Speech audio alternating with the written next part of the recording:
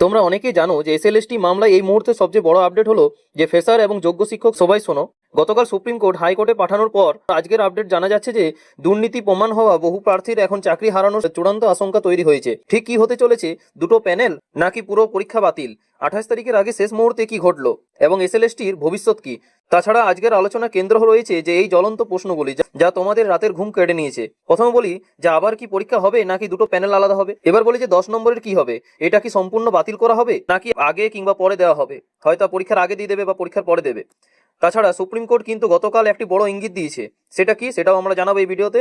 এরপর হচ্ছে যে 28 তারিখে কি হাইকোর্টে সব জট খুলবে নাকি আবার মামলা সুপ্রিম কোর্টে যাবে, এই সব প্রশ্নের বিস্তারিত উত্তর এবং এর ফলে তোমাদের চাকরির ওপর কি প্রভাব পড়েছে তা জানতে ভিডিওটা শেষ পর্যন্ত দেখবে। চলো জেনে নেওয়া যাক। গতকালের এসএলএসটি মামলা সুপ্রিম কোর্টে সারাদিনের শুনানির পর একাধিক গুরুত্বপূর্ণ প্রশ্ন উঠে আসছে, যা শিক্ষক নিয়োগের পুরো প্রক্রিয়াটিকে এক নতুন মোড় দিয়েছে। এবার বলি যে সুপ্রিম কোর্ট হাইকোর্টে মামলাটি ফেরত পাঠানোর মানে এই নয় সব জট খুলে গেল। যে অর্ডারগুলো এসএসসি মেনে নেবে শুধু সেইগুলোই কার্যকর হবে, ঠিক আছে? বাকি মামলাগুলো আবার সুপ্রিম কোর্টে যাবে।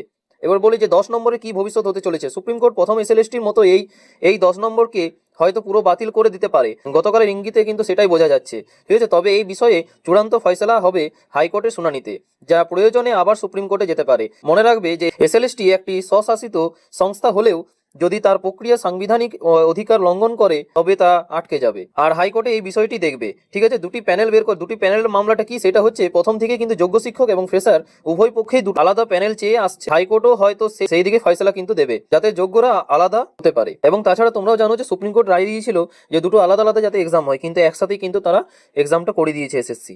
এবং সুপ্রিম কোর্ট এটাও জানিয়েছে যে অযোগ্য শিক্ষকদের কিন্তু এখানে নেওয়া হবে না, ঠিক আছে? এই তালিকায় কিন্তু যোগ্য শিক্ষকদেরকে কিন্তু নেওয়া হবে। এবার বলি যে এর ফলে কি রাজ্য সরকারের ওপর কি প্রভাব পড়তে চলেছে।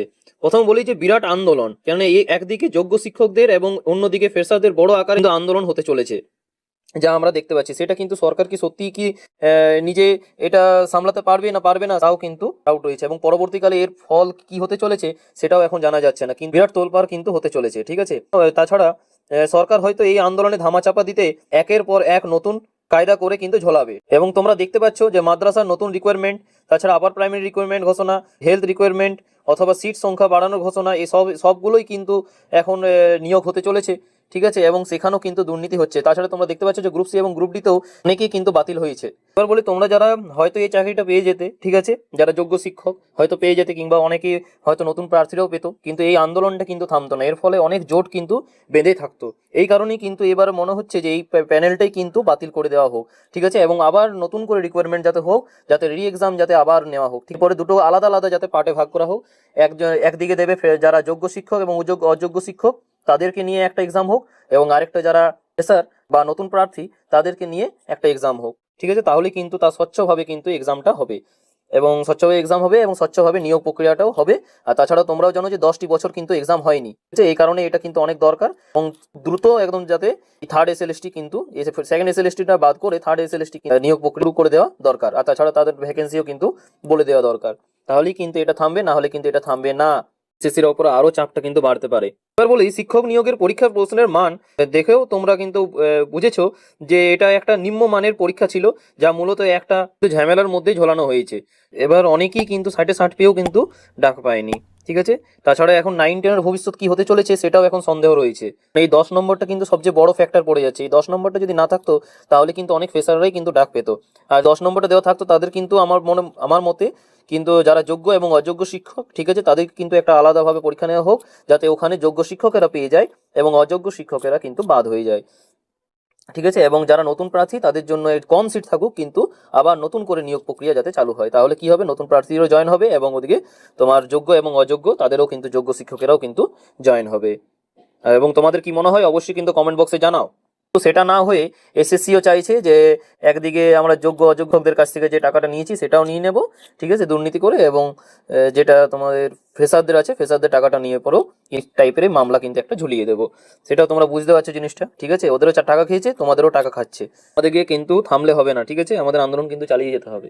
আর এই প্রক্রিয়াটা কিন্তু অবশ্যই কিন্তু তোমার পিছিয়ে যেতে পারে যদি সব ঠিক হয়, তাহলে কিন্তু এই প্রক্রিয়াটা তাও কিন্তু পিছিয়ে যাবে, ঠিক আছে, কিন্তু আমার মতে এই প্রক্রিয়াটা না নেওয়াই ভালো, আবার করে কিন্তু দুটো পার্টে পরীক্ষাটা নেওয়া হোক। দেখো তোমাদের কি রায় অবশ্যই কিন্তু তোমরা কমেন্ট বক্সে জানাতে ভুলবে না, ঠিক আছে। আর তাছাড়া সেটা না নিলেই কথা, না নেওয়ারই কথা, কেননা তাছাড়া দুটো পার্টে এখন নেওয়া সম্ভব নয়, ঠিক আছে। এখন যদি দুটো পার্টে হয় তাহলে বহু ঝামেলা আছে, এই কারণে দুটো পার্টে না হওয়াই ভালো। যোগ্য শিক্ষক এবং যারা প্রথম নতুন প্রার্থী তারা কিন্তু অবশ্যই আন্দোলনে যাও, এবং অনেক অনেক করে কিন্তু এসএসসির কিন্তু এর আন্দোলনটা চালাতে হবে, এবং সবাই মিলে কিন্তু চালাতে হবে। একাই 1 2 জন 3 জন 5 জন 10 জন গেলে কিন্তু হবে না। আমরাও তোমাদের পাশে আছি, তোমাদের সাথে আছি, ঠিক আছে। সুপ্রিম কোর্ট যে রায় দিয়েছে কালকে, সেটা কিন্তু আবার কিন্তু সেই সুপ্রিম কোর্ট থেকে হাইকোর্টে চলে এলো, ঠিক আছে। এবং হাইকোর্টের ডেটও দিয়ে দিয়েছে যে 28 তারিখে কিন্তু আবার শুনানি হবে, ঠিক আছে। তার মানে বুঝতে পারছো তোমরা, আবার শুনানি হবে, আবার ওখান থেকে আবার তোমাদের সুপ্রিম কোর্টে যাবে। মানে কত ষড়যন্ত্র এসএলএসটি নাই পাকাচ্ছে, ঠিক আছে। তো এই কারণেই কিন্তু তোমরা দেখো, ঠিক আছে। আমার মতে কিন্তু এই পরীক্ষাটা কিন্তু যদি নেওয়া হয়, ঠিক আছে, তাহলে কিন্তু আন্দোলনটা কিন্তু থামবে না, ঠিক আছে। কেননা এটা কিন্তু অনেকে কিন্তু হয়তো ফ্রেশারও বাদ পড়ছে, অনেকে আবার যোগ্য শিক্ষক কিংবা যোগ্য শিক্ষকেরাও কিন্তু বাদ পড়ছে। এই কারণে এই আন্দোলনটা কিন্তু থামবে না, এবং এই কেসটাও থামবে না। টোটাল তোমরা জানো যে 20টি প্রায় মামলা হয়েছে, ঠিক আছে। এই কারণেই কিন্তু সুপ্রিম কোর্ট কলকাতা হাইকোর্টকে কিন্তু পাঠিয়ে দেওয়া হয়েছে। তোমাদের কি মতামত অবশ্যই কিন্তু কমেন্ট বক্সে জানাও, আর যারা চ্যানেল নতুন অবশ্যই সাবস্ক্রাইব করে নিও। পরবর্তী কিছু আপডেট এলে তোমাদের সামনে শেয়ার করে দেওয়া হবে, ঠিক আছে। থ্যাংক ইউ, পাশে থাকবেন।